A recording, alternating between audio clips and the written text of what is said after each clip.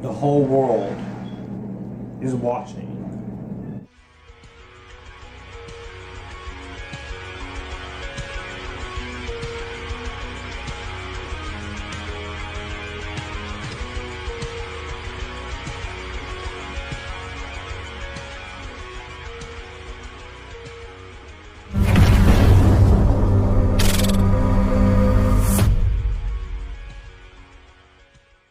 What's going on, guys? This is Joshua, aka Future Filmmaker, doing out 40 reviews where I talk movies, TV, and music. And if you guys like to talk any one of those in this channel, thank you guys so much for coming over and watching the channel. If you like this video, please like this video, comment down below what you think of the movie I'm going to be talking about, and be sure to share this video. Be sure to hit the subscribe button and the notification bell to get notified when newest videos are posted, where I talk reviews, top 10 lists, rankings, and whenever I decide to premiere them, so I can interact and chat with you guys, as well as post in my community tab. Otherwise, you might not get notifications to any videos, live streams, and the community posts. And if you guys want to send money to my channel, or you want to send fan mail, you can DM me on my social media links, or you can email me privately, and I'll reach out to you and I will give you full permission to do that. Let's get into the movie we're going to be talking about. And the movie we're going to be talking about is another Netflix original movie, continuing my little catch-up reviews with the Trial of the Chicago 7, which is written and directed by Aaron Sorkin, which stars the likes of Yahya Abdul-Mateen II, Sacha Baron Cohen, Daniel Flaherty, Joseph Gordon-Levitt, Michael Keaton, Frank Langella, John Carroll Lynch, Eddie Redmayne, Mark Rylance, and a bunch of other people. And in the Trial of the Chicago 7, this movie is based on the infamous 1969 trial of 7 defendants charged by the federal government with conspiracy and more, which is arising from the countercultural protests in Chicago at the 1968 Democratic National Convention.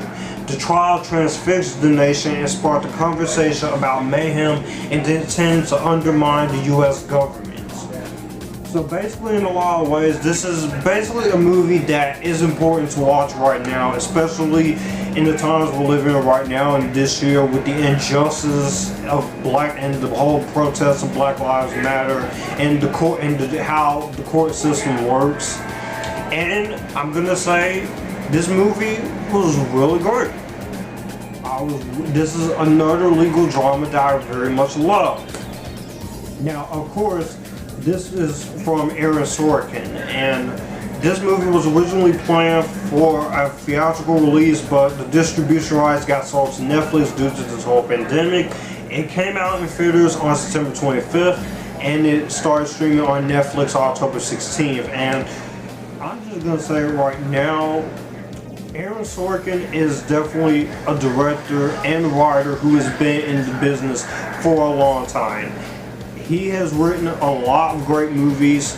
He directed Molly's Game, of course. If you've seen movies like that, he's written like A Few Good Men and Social Network, he knows what he's doing when he's writing a script. He knows exactly what he's doing, exactly his way around the camera, and he knows exactly what story he's telling. And this is a movie that is definitely, look interested in, because it's telling a true story that is based on the story of these 7 defendants that was charged by the federal government with conspiracy in 1969 and 1970, inciting to riot and other charges related to the anti-Vietnam War and countercultural protests that took place in Chicago on the occasion of the 1968 Democratic National Convention. And also because of this cast, you have Joseph Gordon-Levitt, Eddie Redmayne, Jeremy Strong, just a great cast all the way around. Now I'm just gonna say it, that is the strongest,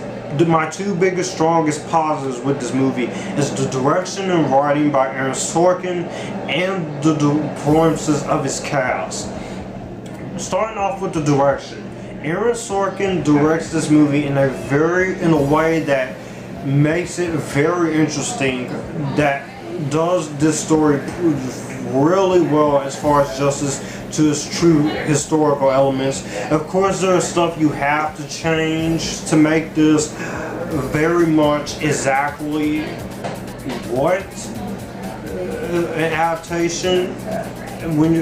There are stories you have to change, there are things you have to change when you are making a movie based on a true story, but I feel like the way Aaron Sorkin does this, he sticks very close to the events of what happened back in the 69 with the whole 7 defendants and the justice system and how flawed the justice system is, that I was intrigued throughout the entire 2-hour and 9-minute runtime.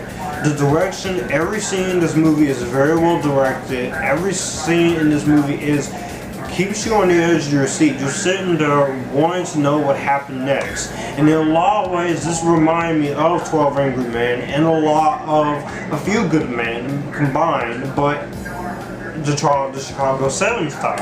And I really like that style of approach that he wanted to go with the direction. I very much enjoyed what he wanted to do, and I like the idea of the conspiracy trial, the so-called Chicago 7.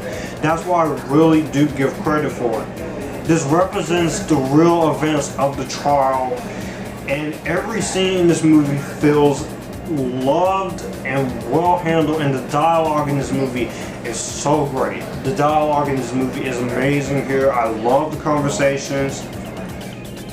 It feels like it's unscripted at times, and the way that Aaron Sorkin mixes real footage with the film during scenes of protests and horror of the situation and the injustice, and just the way he does it is absolute perfection. And I think that he does a great job with that phenomenally. And that again shows how great of a director and how great of a writer Aaron Sorkin always has been. But as directing wise, he is going places if he keeps this up. Now, the second biggest positive, of course, is the performances of his cast. Everyone in this cast leaves a great impression. You have Yahya Abdul-Mateen, who played Black Manta Aquaman, who's going to be in the upcoming Candyman movie next year. He plays Bobby Seale. He does Sacha Baron Cohen as Abby Hoffman. Joseph Gordon-Levitt, who is great to see him back on screen again. Michael Keaton, who's always a great actor. Frank Langella, Eddie Redmayne. This entire cast, all the way up to John Carroll Lynch, everybody in this cast does a phenomenal job with their roles. And honestly, if it was up to me, I would put this entire cast in an Oscar nomination for Best Ensemble next year, because that's how great of the cast that were in this movie. Everyone gets a standout moment. Everyone gets their time to shine. But my favorite performances in this movie were Michael Keaton, Frank Langella, Joseph Gordon-Levitt, and Sacha Baron Cohen. Those four alone really brought this movie home to its essence. They really take the dialogue in the script and they really stick what's on the page and making you believe their performances. And that's what I feel like a courtroom drama like this should do. You should believe the performances of your castmates. They shouldn't be phoning it in. They shouldn't be overacting. There's never a moment where the performance in this movie they felt overacting. All the performances in this movie feels completely natural, and that's once again due to the script of Aaron Sorkin and the writing of Aaron Sorkin, and that's what I very much love about what he did with this. Also, the musical score in this movie by Daniel Pemberton is a very emotionally haunting, very intense, dramatic score. I do love the score. It's very subtle. Daniel Pemberton, he's been doing a lot of scores that I very much enjoy. His score for Birds of Prey was great. His Spider-Verse score is easily my favorite score he's done. The King Arthur Legend of the Sword score. Daniel Pemberton, he is a composer that's keep an eye on. Every time he does music for a movie, I'm always invested, and I'm hoping he does come back to do the music for Spider-Verse 2. Also, this movie is shot very well. There's a lot of great camera trickery, a lot of great close-up shots, a lot of wide shots, a lot of things that Papa Michael does a great job with as far as camera movies, as far as setting up shots in the movie, as far as setting up moments, key elements that goes on in these events and moments of this film. That does the work of a great cinematographer. And also the way this movie is edited by Alan Baumgarten. There's some great use of great editing here. Every scene flows very well from one scene to the next scene, and it very much feels like you're actually enjoying what is going on. You never feel like there is a dull moment here. You never feel like you wasted your time. You never feel like you wasted your 2 hours and 9 minutes. You're just sitting there invested, wanting to know what's going to happen next, what's going to happen next, what's going to happen next. And that, again, goes to the work of a great script like this. And so, with that being said, that I very much appreciate. And also just the sound mixing and the way they use archival footage in this movie, I think is very well executed. I think it's very creative and very inventive on Aaron Sorkin's part. And if this movie does not get nominated for Best Picture or anything, then obviously we do have a big problem on our hands here, because this has some of the best cinematography, and it just feels like you're there with everything that's going on here. Now, I do have at least one moment issue with. As a matter of fact, no, I have no issues. I think this is a very flawless movie. I don't have any issues to go along with it. If I had any issues, I would point them out, but I have no complaints when it comes to this movie. I think this movie really did everything that a courtroom drama needed to do. Now, before I get into my overall thoughts on the movie, please in the comment section down below, tell me what you guys think of Chicago 7. Do you like it? Do you hate it? Man, whatever. Also, all my social media links in the description box down below. So if you want to follow all my social media links to see what's going to happen next or what else is coming, please be sure to do that. And with that being said, I'm going to go into my overall thoughts of this movie. All in all, The Trial of the Chicago 7, I think this is a great film with great performances, a phenomenal script that's written by Aaron Sorkin that definitely goes into these real life events very well, while also sticking true to the events despite having to change some things up. There's a great score here, there's great performances from everyone, especially Barry Cohen, Gordon-Levitt, Abdul-Mateen II.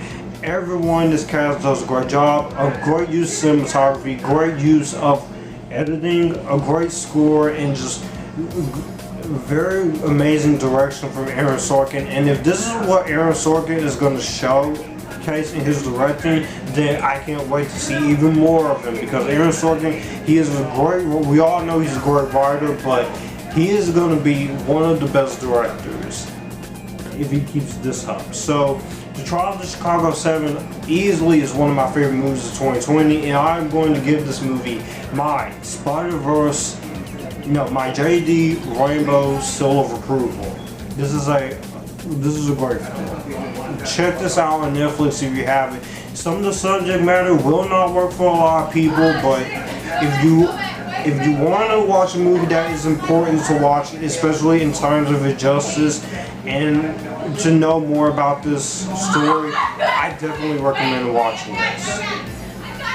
So that was my review of The Trial of Chicago 7. Let me know what you guys think of it in the comment section down below. Do you like it? Do you hate it? Or somewhere in the middle? And with that being said, please comment, and I'll see you guys in the next one. You guys keep cool and join the Epictasticness.